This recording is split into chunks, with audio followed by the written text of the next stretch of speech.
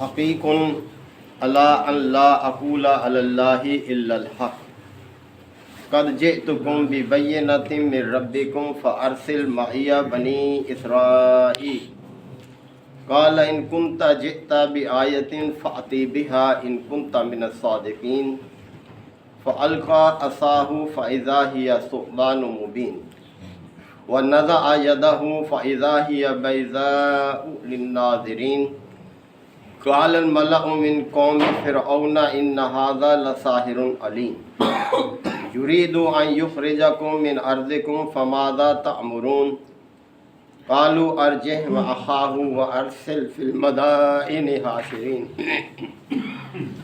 يأتوك بكل ساحر عليم وجاء السحرة فرعون قالوا إن لنا لأجرا إن كنا نحن الغالبين قال نعم وإنكم لمن المقربين قالوا يا موسى إنا أن تلقي وإما أن نكون نحن الملقين قال ألقوا فلما ألقوا سحروا أعين الناس واسترهبوهم وجاءوا بسحر عظيم وأوحينا إلى موسى أن ألق عصاك فإذا هي تلقف ما يأفكون فوقع الحق وبطل ما كانوا يعملون صدق اللہ مولانا العظیم۔ حضرات سورہ الاعراف کے یہ 13ویں رکوع کی آیات ہیں۔ حضرت موسیٰ علیہ السلام اور فرعون کے حوالے سے قصہ جو ہے وہ بیان کیا جا رہا ہے۔ اللہ تعالیٰ نے قوم بنی اسرائیل کو غلامی سے نکالنے کے لیے اور فرعون کی طرف حق کی دعوت پہنچانے کے لیے موسیٰ علیہ السلام کو مبعوث کیا۔ یاد رہے کہ موسیٰ علیہ السلام قوم بنی اسرائیل سے ہی تعلق رکھتے تھے۔ یہ قوم مصر میں آباد تھی، وہاں غلام کی حیثیت سے تھی۔ جب یعقوب علیہ السلام، یہ پوری صورت آپ سورہ یوسف میں پڑھتے ہیں کہ یعقوب علیہ السلام کو اللہ تعالیٰ نے کثرت سے بیٹے عطا کیے تھے، تو یوسف علیہ السلام سے انہیں بہت محبت تھی اور انہوں نے حسد کے طور پر حضرت یوسف کو ٹھکانے لگانے کا منصوبہ بنایا تھا اور انہیں کنویں میں پھینک آئے تھے۔ پھر کنویں سے ایک قافلہ گزرا، اس نے پانی نکالنے کے لیے ڈول ڈالا، دیکھا تو ایک لڑکا اس کنویں کے اندر موجود ہے، انہوں نے نکال لیا اور پھر وہ مصر جا رہے تھے، وہ مصر لے گئے اور ایک میلہ لگتا تھا، وہاں غلاموں کی خرید و فروخت بھی ہوتی تھی، انہوں نے حضرت یوسف کو بیچ دیا کیونکہ وہ خود بھی خوف زدہ تھے کہ کہیں ایسا نہ ہو کہ ہم پر کوئی مصیبت آ جائے۔ یہ بچہ تو بہت خوبصورت ہے، بہت یعنی ایک مختلف شکل و صورت کا ہے، عام آدمیوں کے مقابلے میں، تھوڑے سے داموں میں بیچ دیا۔ اور پھر وہ پھر آگے لمبا سلسلہ ہے کہ وہ حکمران بن گئے مصر کے، اللہ تعالیٰ نے اس منصب پر پہنچا دیا۔ تو بنی اسرائیل قوم جو تھی وہ جگہ جگہ سے اکٹھی ہو کر مصر میں آباد ہو گئی اور 50 سال سے زیادہ عرصے تک یوسف علیہ السلام بادشاہ رہے مصر کے۔ پھر ان کے بعد یہ قوم وہاں غلام بنا لی گئی، تو اسی قوم میں ہی پیدا ہوئے حضرت موسیٰ علیہ السلام۔ پھر آگے یہ قصہ ہے کہ وہ بڑے ہوئے، ان سے ایک واقعہ سرزد ہو گیا، مکہ رسید کیا، ایک مصری کو لڑائی ہو رہی تھی، ایک بنی اسرائیل کا فرد تھا، ایک مصری تھا، بنی اسرائیل والا کمزور تھا، مصری شخص طاقتور تھا، اس نے مدد کے لیے پکارا حضرت موسیٰ کو۔ حضرت موسیٰ نے جب اس کو مکہ مارا وہ ہلاک ہو گیا اور موسیٰ علیہ السلام پھر چلے گئے وہاں سے خوف کی وجہ سے لوگوں نے۔ پھر واپس آئے اور پھر واپس جب آ رہے تھے تو راستے میں اللہ تعالیٰ نے مبعوث کر دیا پیغمبری سے، اور پھر وہ آ کر فرعون کی طرف اللہ نے بھیجا ان کو۔ وہ آتا ہے کہ اذهب الى فرعون انه طغى، اب جاؤ فرعون کی طرف، وہ بڑا سرکش ہو گیا۔ بہرحال اللہ کا حکم تھا۔ یہ سارا واقعہ اب یہ آگے سے یہ بیان ہو رہا ہے کہ وقال موسیٰ لفرعون، موسیٰ نے فرعون سے کہا انی رسول من رب العالمین، میں رب العالمین کی طرف سے رسول ہوں، یعنی کوئی اپنی طرف سے بات نہیں کر رہا۔ حقیقن، میرا منصب یہ ہے، الا ان لا اقول علی اللہ الا الحق، کہ میں اللہ کے بارے میں حق کے سوا کچھ نہ کہوں۔ قد جئتکم ببینۃ من ربکم، میں تمہارے رب کی طرف سے تمہارے پاس نشانی لے کر آیا ہوں، دلیل ماموریت کے ساتھ آیا ہوں۔ مجھے اس منصب پر اللہ نے معمور کیا ہے، اس کی دلیل بھی ساتھ دی ہے مجھے اللہ نے۔ فارسل معیہ بنی اسرائیل، پس تو میرے ساتھ بنی اسرائیل کو بھیج دے۔ بنی اسرائیل وہاں غلام تھی، ان کے لڑکوں کو قتل کر دیا جاتا تھا، جو بھی پیدا ہوتا، لڑکیوں کو باقی چھوڑتے تھے۔ تو انہوں نے کہا تو میرے ساتھ بنی اسرائیل کو بھیج دے۔ قال ان کنت جئت بآیۃ، تو فرعون نے کہا کہ اچھا اگر تو کوئی نشانی لے کر آیا ہے، فاتی بہا، تو اسے پیش کر، ان کنت من الصادقین، اگر تو واقعی سچا ہے تو جو نشانی لے کر آیا ہے میرے سامنے اس کو پیش کر۔ فالقى عصاه، بس موسیٰ علیہ السلام نے اپنا عصا پھینکا۔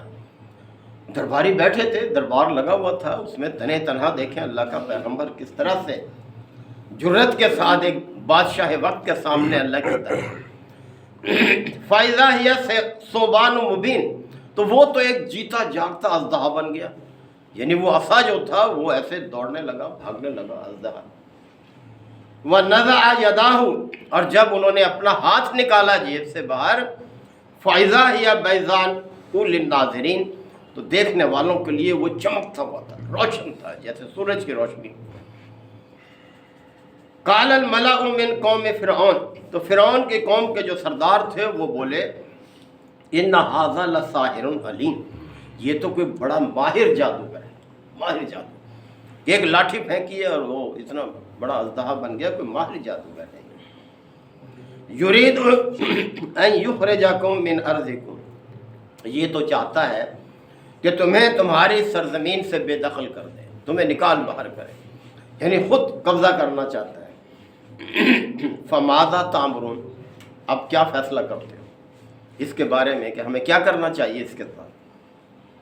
قالو، تو وہ کہنے لگے، جادوگر جو تھے وہ اس کے درباری جو بیٹھے تھے، قالو کہنے لگے ارجع و اخاہو، روک لو اس کو اور اس کے بھائی کو۔ حضرت ہارون علیہ السلام بھائی تھے حضرت موسیٰ علیہ السلام کے، دونوں گئے تھے۔ تو وہ درباری کہنے لگے ارجع و اخاہو، اسے اور اس کے بھائی کو روک لو، وارسل فی المدائن حاشرین، اور شہروں میں اپنے نمائندے بھیجو، ہرکارے بھیجو جو جمع کر کے لائیں اس کے مقابلے کے لیے، جادوگروں کو لے کر آئیں، یعنی پورے ملک سے ماہر جادوگر بلواؤ تاکہ ہم اس کا مقابلہ کرائیں اور اس کو نیچا دکھائیں۔ یاتو کا بکل ساحر علیم، تاکہ وہ سب ماہر جادوگروں کو لے کر آئیں۔ وجاء السحرۃ فرعون، تو جادوگر جو تھے وہ آئے سب کے سب فرعون کے پاس کہ بادشاہ نے بلایا ہے، بڑی وہ اپنی خوش قسمتی سمجھتے تھے کہ بادشاہ بلا رہا ہے۔ قالو، تو وہ جادوگر جب آگے انہوں نے کہا ان لنا لاجرا، کہ ہمارے لیے اجر تو ہوگا نا، پھر انعام تو ہوگا ہمارے لیے، ان کننا نحن الغالبین، اگر ہم غالب آ گئے، یعنی اگر ہم نے اپنا کمال دکھایا اور وہ غالب آ گیا اس شخص کے جادو پر، تو ہمارے لیے پھر انعام تو ہوگا نا۔ اب یہ لالچی ہوتے ہیں ایسے قسم کے شعبدہ بات جو ہوتے ہیں، تو انہوں نے اسی لالچ میں کہا۔ کالا نام، تو فرعون نے کہا ہاں کیوں نہیں، وَإِنَّكُمْ لَمِنَ الْمُقَرَّبِينَ، نہ صرف انعام بلکہ تم میرے مقرب ہو جاؤ گے، میری قربت میں ہوگے، میرے چہیتے ہو جاؤ گے، یعنی مجھے تم عزت افزائی دو گے۔ دربار والے اب بڑے شش و پنج میں ہیں، اب دیکھیں لوگ متاثر بھی ہوئے تھے موسیٰ علیہ السلام کی ان نشانیوں سے، تو بہرحال فرعون جو تھا وہ اپنی خفت مٹانا چاہتا تھا۔ قالو، تو وہ جادوگر کہنے لگے یا موسیٰ انا ان تلقیا و اما ان نکونا نحن الملقین، کہ اے موسیٰ پہلے تو پھینکتا ہے یا پہلے ہم پھینکیں؟ قالا، تو موسیٰ علیہ السلام نے فرمایا القو، تم پھینکو پہلے۔ فلما القو، بس جیسے ہی جادوگروں نے اپنی وہ رسیاں جو وہ لائے تھے پھینکی اپنی جادو کی، سحروا اعین الناس، تو لوگوں کی آنکھوں کو مسحور کر دیا انہوں نے، ان کی حیران رہ گئی آنکھیں جو درباری بیٹھے تھے، اور واسترہبوہم، اور انہیں خوف زدہ کیا، وجاؤوا بسحر عظیم، اور وہ بڑا جادو گھڑ کے لائے تھے، بہت جادو اپنے ساتھ لے کر آئے تھے۔ یاد رہے کہ یہ فرعون کے دور میں جادوگروں کا بہت چرچا تھا، جگہ جگہ جادوگر تھے، اور اللہ تعالیٰ نے جو پیغمبر بھی بھیجا ہے اس دور کے مطابق اس کو نشانیاں دی ہیں، اسی دور کے مطابق۔ نبی کریم صلی اللہ علیہ وسلم کو جو یہ قرآن دیا گیا، یہ اپنی مثال آپ ہے فصاحت اور بلاغت کے لحاظ سے۔ تو یہی ہے کہ نبی کریم صلی اللہ علیہ وسلم کے دور میں فصاحت اور بلاغت کا چرچا تھا، بڑا اعلیٰ کلام کہتے تھے عرب کے لوگ، اور مقابلے ہوتے تھے، اور جو اعلیٰ کلام ہوتا تھا اسے وہ خانہ کعبہ میں لٹکا دیتے تھے سارا سال، اس کے بعد اگلے سال میلہ لگتا، پھر مقابلے ہوتے۔ اور جب نبی کریم صلی اللہ علیہ وسلم پر سورہ کوثر نازل ہوئی تو آپ نے اپنے ایک صحابی سے کہا کہ اس کو خانہ کعبہ میں لٹکا دو۔ تو عرب کے مشہور فصاحت بلاغت والے نے جب جا کر پڑھی اس صورت کو، 3 ہی اس کی سطریں ہیں، وہ حیران رہ گیا، اور اس نے لکھ دی نیچے، 4تھی سطر لکھ دی اس کے نیچے کہ ما ھذا بقول البشر، یہ کسی بشر کا کلام نہیں ہے۔ دیکھیں اس طرح سے متاثر ہوا، جو لوگ پہچانتے تھے کہ یہ کسی بشر کا کلام ہے ہی نہیں، یہ وہ کہنے لگا جو کافر تھا، جو اس نے کہا۔ تو یہ ہے کہ اللہ تعالیٰ نے دور کے مطابق دیے ہیں یہ جو نشانیاں جو دی ہیں۔ تو وَأَوْحَيْنَا إِلَىٰ مُوسَىٰ، تو پھر اسی وقت اللہ تعالیٰ فرما رہے ہیں ہم نے موسیٰ کی طرف وحی کی، ان القی عصاک، کے وہ اپنا عصا پھینکے، یعنی خوف زدہ نہ ہو بلکہ اپنا عصا پھینکے۔ فَإِذَا هِيَ تَلْقَفُ مَا يَأْفِكُونَ، پس اس نے تو تلف کر دیا وہ سب کچھ جو جادو وہ گھڑ کے لائے تھے، یعنی وہ موسیٰ کا عصا اژدہا بن گیا، اور اس نے سب ان کے جادو کو بے اثر کر کے رکھ دیا سب۔ فَوَقَعَ الْحَقُّ، بس حق واقع ہو گیا، جو حق تھا وہ واضح ہو گیا۔ وَبَطَلَ مَا كَانُوا يَعْمَلُونَ، اور جادوگر جو کچھ گھڑ کے لائے تھے وہ باطل ہو گیا۔ اب دیکھیں اس سے بھی بڑی شرمساری ہوئی فرعون کو، کہ بھرے دربار میں اس کی کیا رہ گئی، کہ جو کچھ اس نے جادوگر بلائے تھے ان کا جب جادو بے اثر ہو گیا، اور موسیٰ علیہ السلام سرخور ہوئے اللہ کے۔ فَغُلِبُوا هُنَالِكَ، پس اس وقت وہ مغلوب ہو گئے وہ جادوگر جو تھے، وَانْقَلَبُوا صَاغِرِينَ، اور وہ بہت رسوا ہو گئے، صاغرین چھوٹے ہو گئے، مطلب ہے نیچا دکھا دیا گیا انہیں، تو وہ ناکام ہو گئے جادوگر جو تھے۔ وَأُلْقِيَ السَّحَرَةُ سَاجِدِينَ، اب دیکھیں کیا اثر ہوا بھرے دربار میں، اللہ نے اور کیسے رسوا کیا فرعون کو۔ وہ جادوگر جو تھے وہ سجدے میں گر گئے، وہ انہوں نے تسلیم کر لیا اپنی شکست کو، اور مان گئے کہ یہ جو موسیٰ نے پیش کیا ہے یہ انسانی کرتب نہیں ہے، یہ انسان کا کمال نہیں ہے، یہ کوئی اور ہی چیز ہے یہ۔ تو وہ سجدے میں گر گئے۔ قالو، اور کہنے لگے، آمنا برب العالمین، ہم ایمان لے آئے رب العالمین۔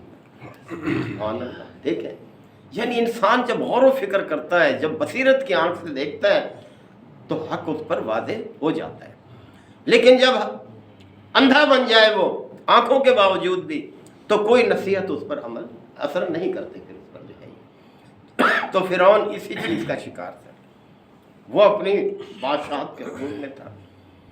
تو جادوگروں نے جب وہ مظاہرہ دیکھا تو وہ سمجھ گئے اور وہ سجدے میں گر گئے۔ یعنی کس رب العالمین کے لیے سجدے میں گرے؟ رب موسیٰ و ہارون، اسی رب کے لیے جو موسیٰ اور ہارون کا رب۔ قال فرعون، تو فرعون نے کہا، اب دیکھیں، آمنتم بہ قبل ان آذن لکم، تم ایمان لے آئے جبکہ ابھی میں نے تمہیں اجازت تو نہیں دی تھی، میری اجازت کے بغیر، یعنی تم نے تو میری ناک کٹوا دی بھرے مجمع میں، بھرے دربار میں، کیا ہوا؟ ان ھذا لمکر مکرتموہ، یہ چال ہے جو تم سب نے مل کر چلی ہے، یعنی تم اس کے ساتھ ملے ہوئے ہو، موسیٰ کے ساتھ ملے ہوئے۔ دیکھیں کیسے اس نے بہانہ بنایا یہ سب تمہاری چال ہے جو تم آپس میں گھڑ کے لائے ہو. فی المدینۃ، شہر میں، لتخرجوا منہا اہلہا، تاکہ اس کے باشندوں کو یہاں سے بے دخل کر دو. فسوف تعلمون، ان قریب تمہیں معلوم ہو جائے گا. یعنی میری طرف سے جو سزا تمہیں ملے گی ان قریب تمہیں اس ساری سازش کا جو تم نے گھڑی ہے اس کا تمہیں مزہ مل جائے گا. لَأُقَطِّعَنَّ أَيْدِيَكُمْ وَأَرْجُلَكُمْ مِنْ خِلَافٍ، میں مخالف سمتوں سے تمہارے ہاتھ پاؤں کٹوا دوں گا.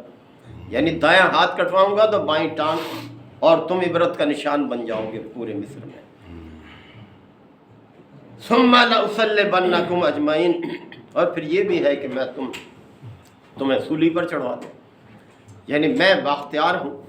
قالو، تو وہ کہنے لگے، اب دیکھیں یہ ہوتا ہے ایمان، کیسا مضبوط ایمان ہو گیا ان جادوگروں کا. کہنے لگے وہ جادوگر، اِنَّا إِلَىٰ رَبِّنَا مُنْقَلِبُونَ، ارے بھائی ہمیں پلٹنا تو اپنے رب ہی کے پاس ہے. تو ہمیں ہماری جان سے ہمیں محروم کرتا ہے تو نہ بھی کرے تو ایک دن تو ہمیں مرنا تو ہے ہی نا. ہر ایک کو جانا تو اپنے رب کے پاس ہے، کس منہ سے جاؤ گے؟ اچھا ہے یہ مقام ہمیں مل جائے کہ تیرے ہاتھوں ہم اپنے رب کے حضور پیش ہوں، اس سے اچھی بات کیا؟ تو کہا کہ اِنَّا إِلَىٰ رَبِّنَا مُنْقَلِبُونَ، ہمیں پلٹنا تو بہرحال اپنے ربی کی طرف ہے نا.